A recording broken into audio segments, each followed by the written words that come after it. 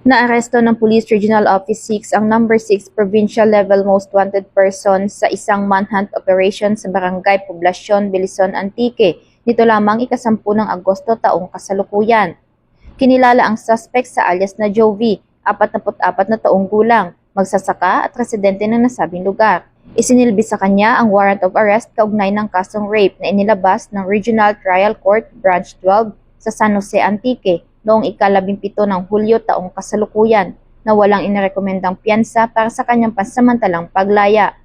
Ayon sa Pro-6, naging susi sa pagkakaaresto ang tuloy-tuloy na intelligence-driven manhunt operations at koordinasyon ng Bilison MPS at Provincial Intelligence Unit ng Antique.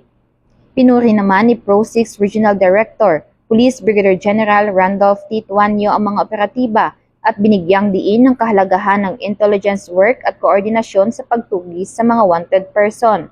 Kasalukuyang nasa kustudiya ng Bilison MPS ang akusado para sa kaukulang dokumentasyon at disposisyon. Bahagi ito ng patuloy na kampanya ng Pro-6 laban sa mga wanted person tungo sa responsive, trusted at transformative policing para sa mas ligtas na Western Visayas. Mula dito sa Police Regional Office 6, ako ang inyong PNN Correspondent, Patrolwoman Glidel Astrologo, alagad ng batas, tagataguyod ng Balitang Pulis.